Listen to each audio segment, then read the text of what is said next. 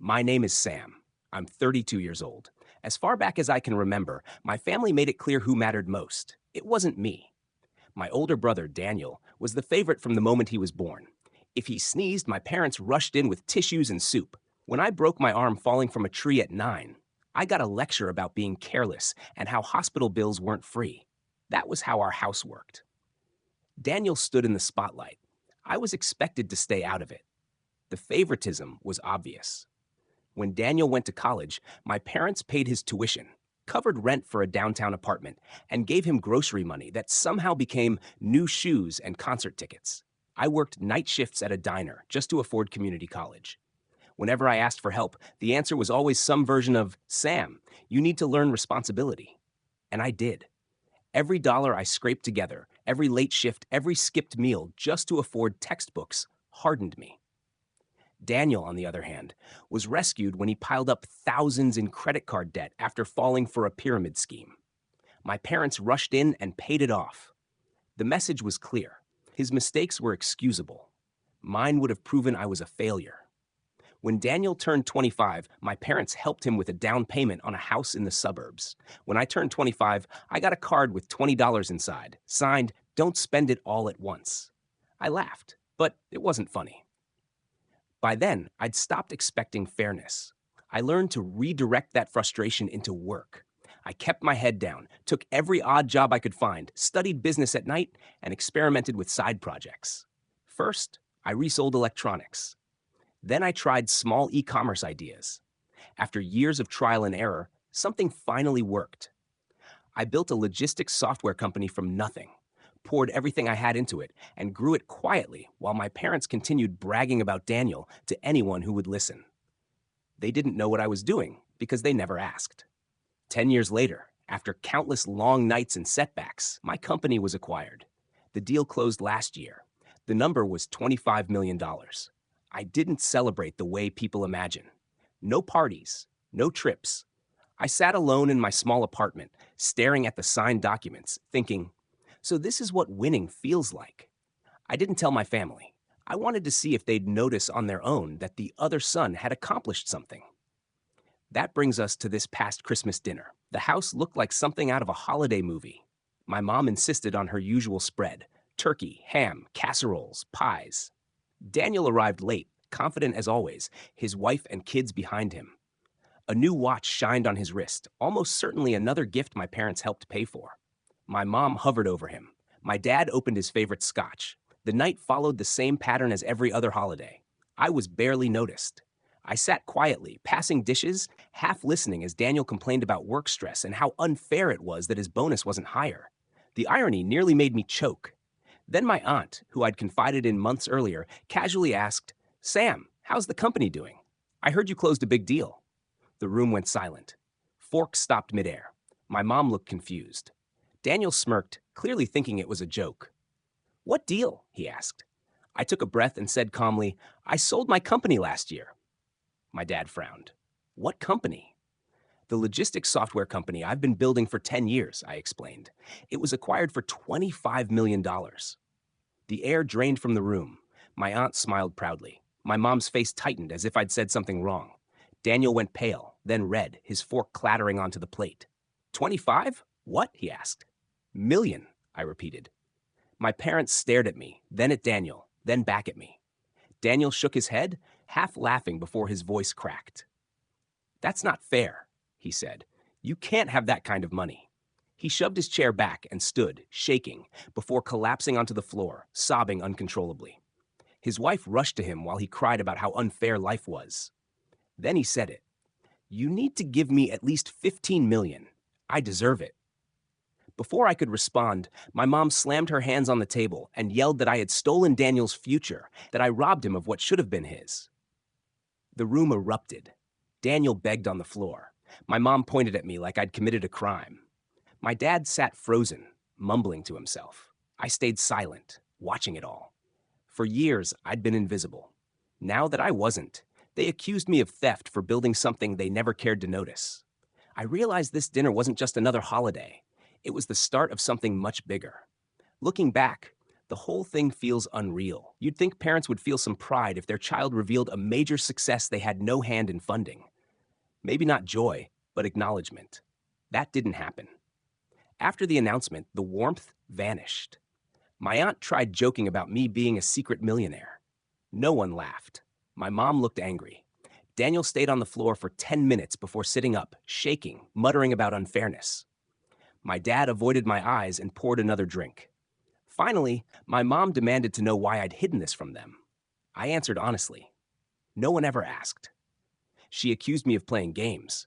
I told her she never showed interest in anything I did. The room grew tense.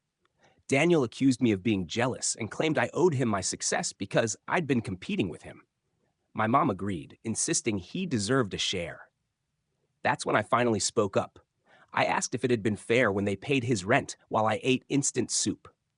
Fair when they bought him a house and erased his debts while I struggled alone. My voice cracked under the weight of years of silence. Daniel demanded $15 million again, saying I'd still have enough left. My mom added that I owed everything to the family. Being called ungrateful hurt more than I expected. I'd worked multiple jobs, slept in my car at times, skipped medical care, and they dismissed it all. My aunt finally intervened, calling their behavior disgusting. My mom lashed out at her.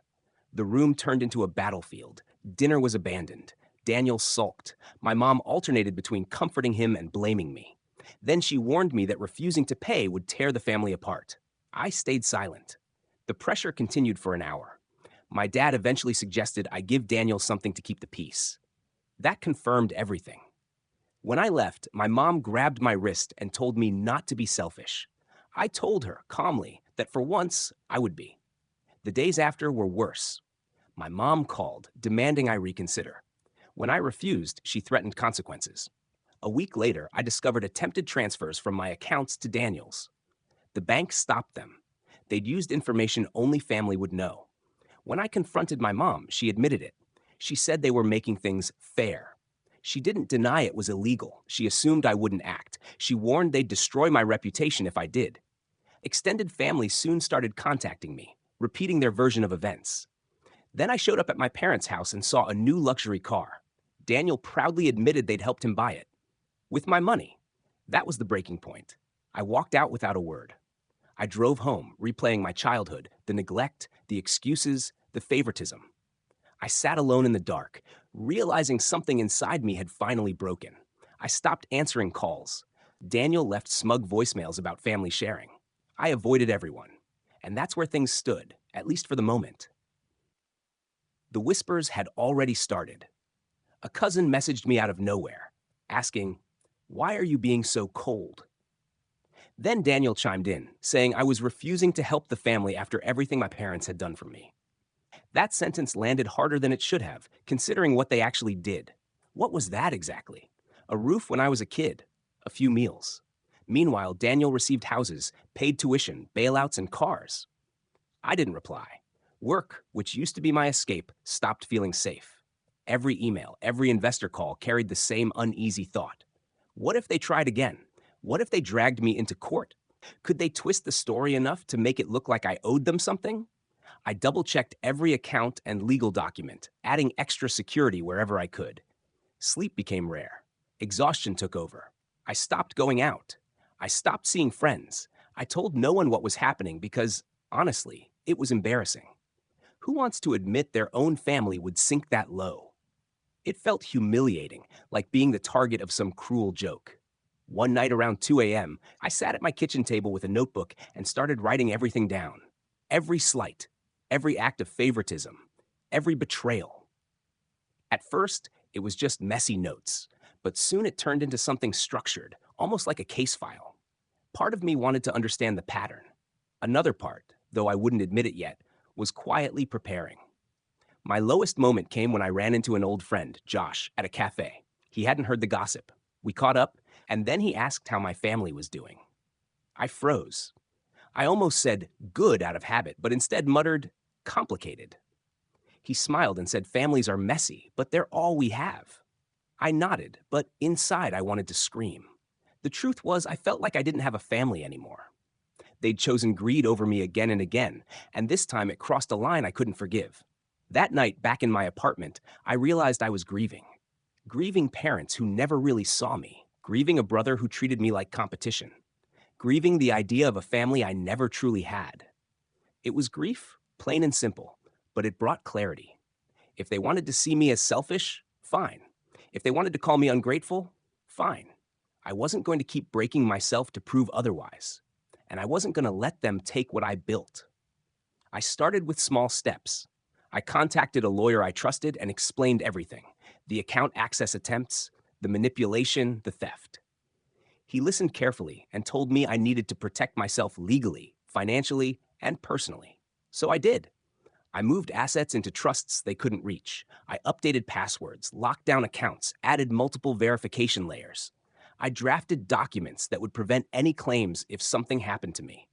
It was draining and painful, but it gave me a sense of control when I had felt powerless. Emotionally, I was still at my lowest. I stopped celebrating wins. I stopped cooking. I lost weight. My apartment became cluttered. Some mornings I didn't want to get out of bed. My brother's smug expression haunted me. My mother's accusations echoed constantly. My father's silence felt heavier than words. But under all of that, something small began to form: a quiet determination. Each reminder of Daniel's privileges fed it. Every rumor twisted against me sharpened it. I didn't know how yet, but I knew I wouldn't stay there. I wasn't that kid in their shadow anymore. I began rising quietly. No announcements, just planning, preparing, and building something untouchable. The weeks after felt slow and heavy, like moving through mud. But standing still meant drowning. Rock bottom stripped away illusions. I stopped hoping my parents would change. I stopped wishing Daniel would respect me. That fantasy was gone. What remained was clarity. I had built something myself, and that would be my foundation. The recovery started with routine. Morning runs, even when I didn't want to. Cooking real meals, regular calls with my lawyer and accountant. I finally started therapy, something I'd avoided for years. Sitting there explaining what it felt like to be invisible in your own family was both humiliating and freeing. My therapist said something that stuck.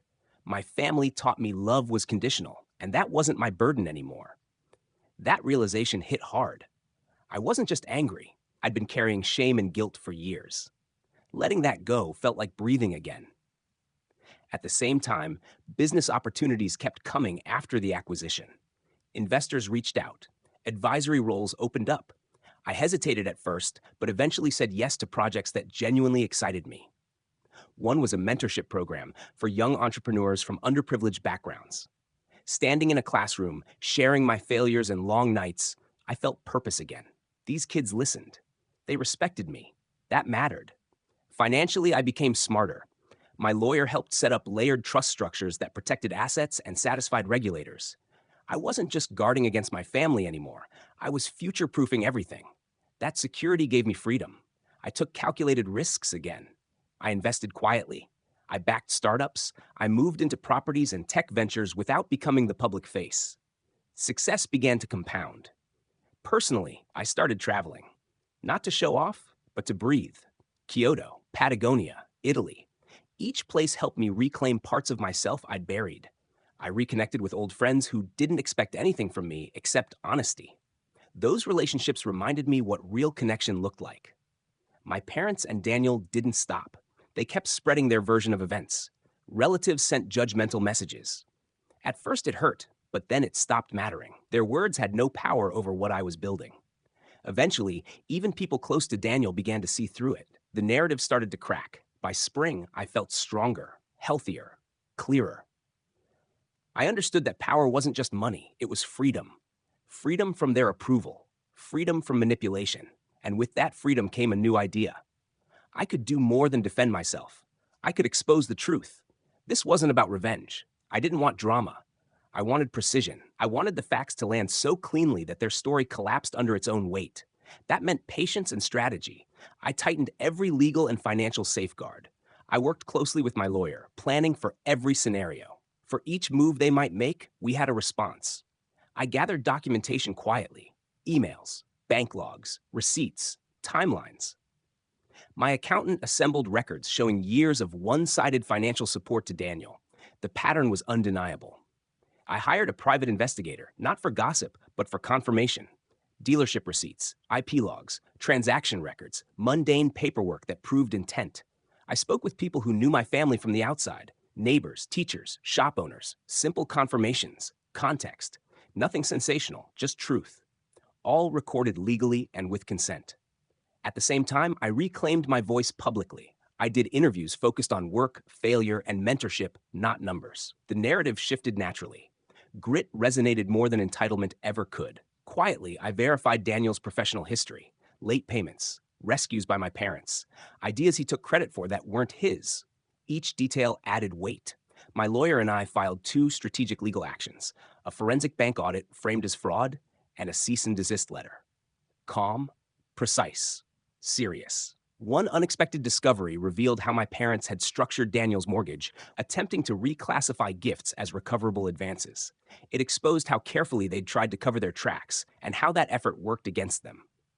A former colleague turned reporter approached me about a profile, not a smear, a human story. Tone remains controlled and factual while still taking clear positions where required. When Claire filed the complaint, it felt strangely anticlimactic. Forms submitted, copies served, the legal version of tipping the first domino. The real work wasn't the filing itself.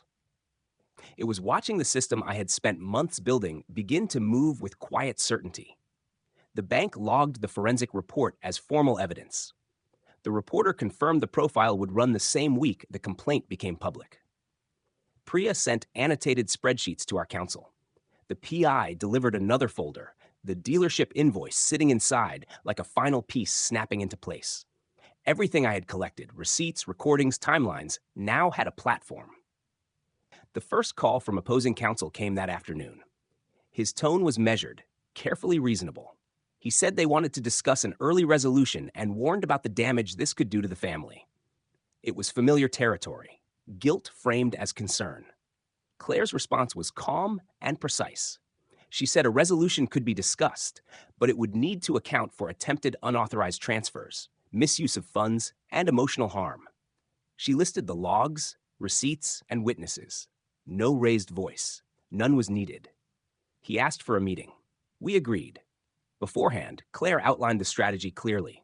No theatrics. Let evidence speak. Evaluate offers objectively. Respond to threats with action.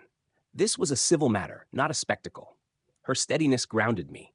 For the first time since seeing the keys in Daniel's hand, I felt in control rather than reactive. The meeting took place in a glass-walled conference room, deliberately transparent. Opposing counsel brought a specialist known for settling family disputes. My parents arrived with Daniel beside them, composed but brittle. My mother tried to meet my eyes and couldn't. My father avoided looking at me. Daniel kept clearing his throat. Their lawyer opened with appeals to unity and vague warnings about public pain. Claire responded by handing over the bank logs. The room quieted as timestamps and IP addresses scrolled across the tablet. She explained that the transfer attempts traced back to their home network and that dealership wires aligned with calls from the same devices. She presented facts, then stopped talking. My mother's face drained of color. She said there had to be an explanation, that they were worried and trying to help. It was the same justification I'd heard before, only softened for an audience. I listened without reaction. Every excuse sounded rehearsed. Claire then introduced my aunt's recorded statement. My aunt calmly explained the timeline, how I had confided in her months earlier, how shocked she was by my parents' reaction, and how my mother had begun talking about fair shares. Hearing it spoken plainly, without emotion, felt quietly validating. Opposing counsel shifted uneasily. There was no immediate settlement. The meeting dissolved into veiled threats and concern dressed as negotiation. Claire stated clearly that any settlement would need to address documented harm and permanently block future access to my finances. She looked at me. I agreed. I wanted transparency and enforceable safeguards. No secret payments. No silence bought with money. That evening, the reporter called to confirm the article would run Thursday. He'd interviewed me about the long process, the mentorship work, and gradual growth, and balanced it with statements from my aunt, a landlord, and vendors. The draft was fair. It wasn't an attack. It showed how success can strain families and how entitlement hides behind moral language. When it published, the response was immediate. Messages came in from friends and people I hadn't heard from in years. Support outweighed judgment. The receipts, logs, and timelines mattered. Facts alone don't always change minds, but facts paired with context do. Then the depositions began, controlled, precise, and stripped of drama. Each family member gave sworn testimony. I watched through one-way glass as questions narrowed in on dates, calls, payments. The evidence guided every answer. The dealership invoice, the IP logs, the mortgage guarantor clause. I had expected the process to drain me. Instead, it clarified everything. Under oath, words carried weight. Evasion had limits. During one deposition, opposing counsel tried to undermine my aunt by bringing up an unrelated old dispute. It backfired. Calm and factual, she described my early years, the jobs I worked, the tuition I paid myself, the nights I slept in my car. The room shifted. Small truths accumulated until they couldn't be ignored. Outside the proceedings, the social balance shifted too. Invitations faded. Longtime supporters of my parents grew distant. Daniel's polished image began to crack as people spoke more openly. Influence dissolved as the structure supporting it weakened. Settlement offers continued. The numbers were generous if all I wanted was money and silence. Claire advised declining anything without public correction and enforceable protections. I thought about the attempted transfers and the long stretch of powerlessness. I thought about the kids in the mentorship program who needed to see boundaries defended. I didn't want humiliation. I wanted accountability. The day before mediation, opposing counsel proposed a televised reconciliation, framing it as healing. Claire shut it down immediately. Accountability comes first. Cameras don't replace consequences. Mediation morning was cold and clear. I drove alone. Claire carried the file. My parents arrived tense. Daniel still clung to the idea that money would solve everything. The mediator opened with standard remarks. Then the facts took over. Each attempted reframing met a dated document. The mediator's concern grew as the timeline unfolded. Eventually, pressure showed. My father's voice cracked. My mother struggled to maintain control. Daniel asked repeatedly if we could just fix this, his tone a mix of panic and calculation. Claire stayed steady. She asked for restitution, written correction, and a binding prohibition on accessing my finances. The choice was clear: agree or proceed to trial. Silence followed. Then opposing counsel stepped out to take a call. When he returned, his expression had changed. He said new information had come to light involving my aunt. My stomach tightened briefly. Claire didn't react. She said calmly that if this was intimidation, we would proceed with filings. Moments later, opposing counsel's assistant entered with a slim folder. The bank confirmed the attempted transfers came from my parents' devices. The dealership confirmed payment came directly from their joint account. The room went still. Claire acknowledged the confirmation and thanked them. The mediator asked if the evidence was contested. My mother tried to speak, but couldn't justify it. Claire stated plainly that intent didn't change action. The mediator summarized: unauthorized access occurred, funds were misused, and the record was clear. Daniel finally erupted, complaining about money he believed he deserved. For the first time, I felt no envy, only distance. The mediator redirected the discussion to facts. Claire slid the final terms across the table. My mother objected to signing an admission. Claire responded that accountability reduced damage, refusal increased it. Silence followed. My father finally said they couldn't win. My mother signed. My father followed. Daniel resisted until Claire explained he could be named individually. He signed. The agreement was confirmed and filed. No shouting, just ink on paper. As we left, my mother accused me of destroying the family. I told her calmly that greed had done that long before. Outside, the cold air felt clean. That night, I reviewed the documents alone. Admissions, protections, restitution. Messages came in, support, relief, and silence where judgment once lived. I felt steady. Daniel sold the car. My parents withdrew from public view. Their story unraveled under their own signatures. I kept building, mentoring, and living. Not for revenge, but for myself. The outcome didn't harden me, it freed me. Family isn't defined by blood, it's defined by respect. And as I closed the final folder, I accepted the truth that carried me through it all. They wanted my future, but it was never theirs to take.